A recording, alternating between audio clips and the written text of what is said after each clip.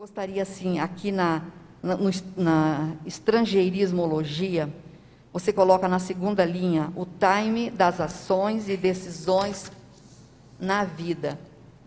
Aí, a relação disso aqui com a patologia, lá na quinta linha, a clareza mental sobre a vida humana. O que você pode colocar para a gente aí, e para as pessoas que estão nos ouvindo, em relação a essa relação desses dois itens? Isso é muito sério, né? Mas antes eu vou comentar esse processo que você falou, né, da sincronicidade. É porque, assim, não foi nem só por conta do Sérgio. Na verdade, eu pus o Sérgio porque também me veio muito essa ideia de começou a aparecer um monte de coisa ali relacionada com esse grupo todo, né? E aí, porque eu estava refletindo sobre o processo da autolucidez intermissiva. Aí a gente sempre se fala, né, eu e a Janete, a gente é vizinho, né, de parede, e aí ela me passou o autoverbete dela, nesse processo do autoverbete. E aí eu vi o tanto que tinha relação com o processo do curso intermissivo.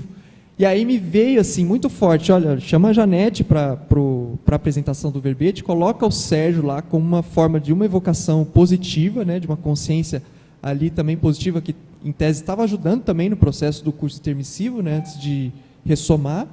E, enfim, isso para mim meio que fechou algumas coisas ali de relações, né, intrafísicas e extrafísicas também. Porque esse processo, ele não... a lucidez intermissiva no intrafísico implica também você ter uma certa noção de que você tem amigos extrafísicos que te ajudaram a entrar no curso intermissivo, né? Então, essa valorização das amizades e das paramizades, para mim, é uma das coisas mais sérias que tem. E essa questão do timing, isso também é muito sério, né? A gente mexe lá com a inversão existencial, e a gente vê que não é necessariamente, obviamente, a pessoa que vai começar antes, ela tem uma oportunidade de recuperar e de viabilizar o curso intermissivo dela, do ponto de vista cognitivo, na dimensão intrafísica, muito maior, porque ela tem uma oportunidade de organizar a vida dela em torno daquilo, né? Em contraponto, a pessoa que já chega mais tarde, ela vai precisar fazer uma reorganização da vida dela, e muitas vezes com outros compromissos e tudo mais. Mas o que eu acho que é mais sério, eu acho que é assim, a pessoa aproveitar a oportunidade e saber que aquilo tem valor. Por que eu falo isso? Porque a gente tem, por exemplo, alunos, né, mais novinhos, assim, na própria Sinvex, ou até voluntários mesmo, que banalizam o processo, por exemplo, da formação docente, várias experiências que existem, sabe, que poderiam estar ali se desenvolvendo um monte, né? E aí isso me faz assim ter uma noção, não sei se é da natureza humana, não sei como é que funciona, mas que assim a pessoa, para poder valorizar, ela precisa ter uma certa falta daquilo, ou pelo menos ela saber que ela pode perder aquilo, né, em algum momento, em alguma circunstância. E eu, como eu cheguei assim, não cheguei nas melhores circunstâncias, né, na conscienciologia, eu precisei fazer uma reflexão muito profunda sobre a minha vida e sobre o que eu queria, né, para ter uma clareza maior sobre a minha vida, né? E isso precisou de muito esforço da minha parte, precisou de muita reflexão, só que tem um ponto de que assim, eu queria muito, porque eu sabia que aquilo era muito importante para mim, né? Então esse timing, ele vai dessa valorização da pessoa, dar valor também para as situações, porque de fato tem situações na vida e oportunidades que aparecem que eu vejo como janelas de oportunidade. Então surge lá um cenário que abre e a pessoa ela pode abraçar uma oportunidade, como ela pode também não abraçar aquela oportunidade. Né? Então, eu só fui conhecer a conscienciologia, por exemplo, né, acessar essas ideias, quando eu já estava em São Paulo, na faculdade.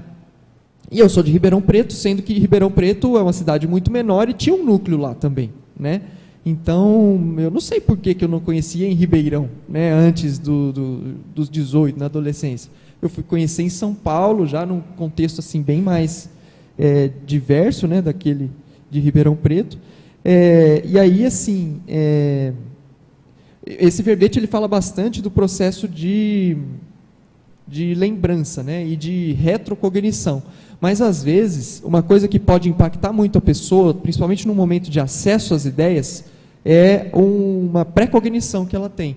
Então, eu lembro num momento assim, logo que eu comprei o livro, que eu fui lá no IPC pela primeira vez, eu fiquei enrolando assim uns 8 meses, eu fiquei alguns meses assim, falei que eu tinha certeza que era aquilo que eu precisava mexer, que eu tinha tido algumas experiências extrafísicas, e aí eu não tinha muita coragem de ir lá e falar, né? Eu estava com medo de achar que o povo ia achar que eu era louco e tudo mais e tal, e no fim acharam mesmo, né? Mas não tem problema, isso aí agora a gente já lidou, superado. Né? Já superado, página virada.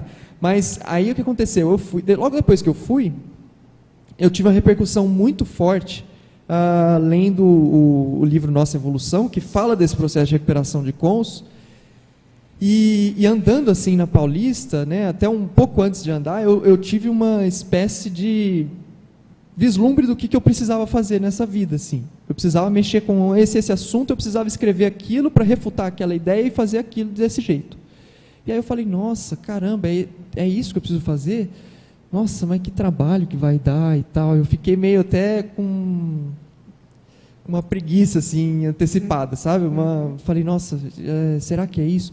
E tal. E aí, conforme eu fui aprofundando a leitura, depois eu tive uma outra vivência em que eu me vi já no futuro, numa outra condição, numa outra situação, e num nível de harmonia íntima, que eu não atingi ainda aqui na dimensão intrafísica, mas eu sei que isso é possível, mas é aquele nível de harmonia íntima, e aquela cena que eu vi, eu estava andando no CAEC, eu nunca tinha entrado no CAEC, e aquela cena que eu vi, ela me direcionou todos os meus passos, meus primeiros passos, nessa caminhada inicial de recuperação de cons, e abrir mão de coisas que não tinham relação com isso.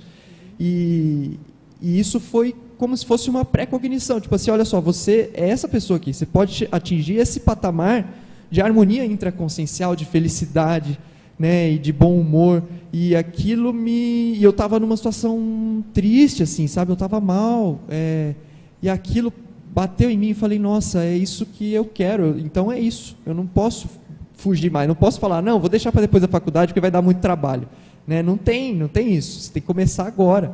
Né? Então, esse timing ele vem também de algumas percepções, né? E de valorizar a oportunidade que a gente tem aqui na dimensão intrafísica, de fazer o nosso melhor, independente da hora, né, que a pessoa chega, da idade que a pessoa chega. Né? Acredito que é por aí. Ok? Eu agradeço por ouvir tudo que você falou, porque eu coordeno a parapedagogia na Enciclo Sapiens e, para mim, essa questão da docência, ela é um valor muito grande. É muito sério, né? É muito sério. E, às vezes, a gente também fica um pouco frustrado, porque a gente fala assim, mas por que a pessoa, às vezes, não entende isso, né? Eu coloco como uma premência dentro do trabalho, uma prioridade dentro do trabalho que a gente faz na TARES, né? E aí eu falo assim, não, a gente tem que ter paciência, porque tem o tempo de cada um, né? Mas quando eu vejo um outro inversor falando isso, eu falo, que bom, né? Então, estamos mais ou menos pensando que isso é uma prioridade muito séria. Quando a gente está aqui num ambiente como esse, debatendo, discutindo, esse embasamento, essa experiência que a gente tem na docência conscienciológica, facilita muito. No aprendizado, não só na questão do conteúdo que está sendo trazido, mas principalmente pela questão multidimensional. Na interação que esse trabalho está fazendo com a multidimensionalidade. E com o foco também, né, dentro dos nossos assistidos, ou foco do nosso trabalho. Então, aí o verbete da Paula, do Igor, da Ana, da Janete, de cada um complementando esse trabalho grupal. Eu vejo a docência conscienciológica assim, como essa ideia de mini peça. Então, eu pensava no início, também falava assim, poxa, eu não posso ficar atrasada dentro da questão da docência conscienciológica, porque é o trabalho que eu tenho que fazer, a especialidade da minha Proexis. E isso faz parte, é importante para a engrenagem como um todo. Então, foi muito bom ouvir tudo que você falou. Se você gostou desse vídeo, não esqueça de curtir o vídeo, seguir o nosso canal da Simvexis para receber muito mais conteúdo que a gente tem sobre juventude, planejamento de vida, parapsiquismo e por aí vai.